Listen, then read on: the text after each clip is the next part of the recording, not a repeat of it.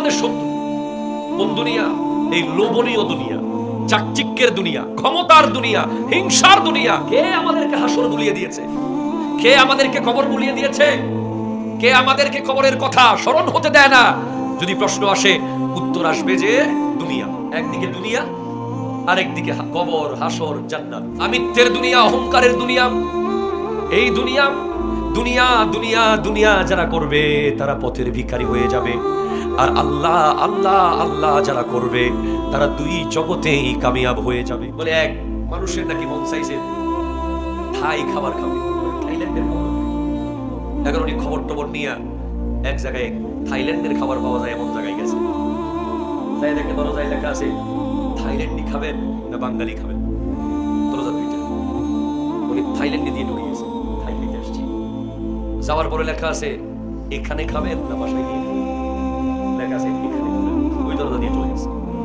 এরপর যাওয়ার পর বলে বসে খাবেন না হেঁটে হেঁটে খাবেন, এখন বসে খাবেন ঢুকছে। এরপরে লেখা আছে আপনি কি বাকিতে খাবেন না নগদে খাবেন। এখন বেচারা কয় বাকিতে যদি পাই নগদটা আমার দরকার কি। সে বাকির দরজা দিয়ে ঢুকে গেছে। দেখে সে আগে যে রোড থেকে আসছে ঠিক সেই রোডে যায় বাইরে গেছে। এই হলো দুনিয়ার লোভ পথের ভিখারি বানিয়ে চলে। ঠিক কিনা জোরে কথা বলেন। যারা দুনিয়া দুনিয়া করেছে তারা এখানেও ভিখারি ওখানেও ভিখারি। ঠিক কিনা জোরে বলেন। আর যারা আল্লাহ আল্লাহ করেছেন, যাদের গোটা জিন্দেগি তোমার সন্তুষ্টি আল্লাহ, তোমার সন্তুষ্টি, দুনিয়া তার হয়ে গেছে, দুনিয়া তার হয়ে গেছে। হযরতে মূসা আলাইহিস সালামের ঘটনা আরো জোরে বলেন সুবহানাল্লাহ। মূসা আলাইহিস সালাম ছিলেন যে হযরতে শুআয়ব আলাইহিস সালামের মেয়ের জামাই। শ্বশুর শুআয়ব আলাইহিস সালাম একদিন জামাইরে কয় আমার কিছু ছাগল আছে, তুমি নিয়ে যাও, ঘাস খাও। আল্লাহর বড় বড় নবীরা ছাগলকে সময় দিয়েছেন। কেউ সেলাই কাজ করেছেন, কেউ নৌকা বানিয়েছেন, কেউ লোহার বর্ম বানিয়েছেন। এগুলো কেন করেছেন? তারা দুনিয়াকে জানিয়েছেন যে হালাল ইনকাম করার জন্য কোনো কাজ ছোট নয়। ঠিক কিনা জোরে বলেন। হালাল ইনকাম করার জন্য কোনো কাজ ছোট নয়। তুমি হালাল খাওয়ার জন্য যে কোনো কাজ করতে পারো, ভালো কাজ, সেটা ছোট হোক বড় হোক। তোমাকে এসিওয়ালা অফিসে গিয়ে বড় অফিসার হতে হবে এমন কোনো কথা নাই। তুমি ছাগল পালতে পারো যদি তুমি হালাল ইনকামের তালাশ করো। ঠিক কিনা জোরে বলেন। মূসা আলাইহিস সালাম প্রচুর ক্লান্ত, এতগুলো ছাগল নিয়ে উনি আছেন। কিছুক্ষণ পরে ওনার ক্লান্ত লাগছে, উনি একটু ঘুমাবেন। কিন্তু চারপাশে ভয়ঙ্কর জঙ্গল, বাঘ আর বাঘ, ছাগল খাওয়ার মতো বহু প্রাণী আছে আশেপাশে। এখন মূসা আলাইহিস সালাম কি করবেন? সাথে কোনো খাদেমও নাই, পিএসও নাই। ওনার একটাই খাদেম, একটাই পিএস, লাঠি। একটা জোরে বলেন সুবহানাল্লাহ। মূসা আলাইহিস সালামকে একটা লাঠি দিয়েছে আল্লাহ, এমন এক পাওয়ারফুল লাঠি দিয়েছে রে ভাই, যে লাঠিটা যখন যা চায় তা হয়ে যায়।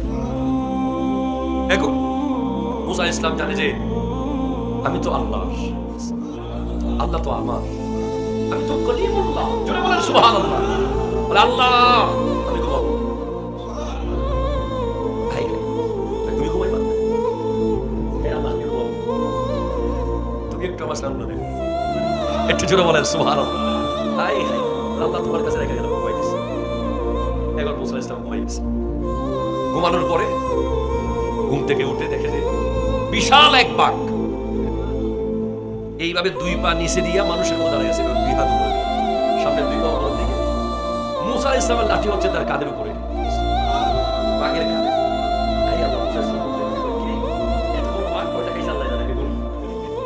এখন ছাগল গুনতেছে একটা থেকে সব ঠিক আছে, একটা ছাগল কিছু হয় নাই।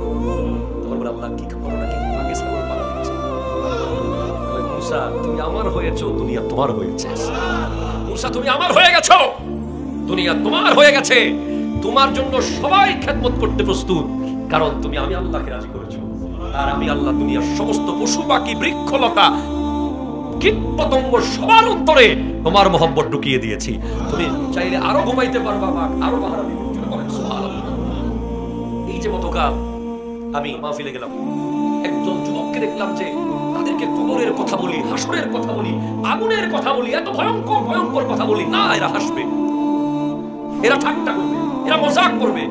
এদের কাছে ওয়াজ মাহফিল, কোরআনের তাফসীর, এদের কাছে কবর হাসরের কোনো সুবুত নাই। এমন একটা জেনারেশন বর্তমানে ক্রিয়েট হচ্ছে যারা সার্বক্ষণিক শুধু মজা আর মজা।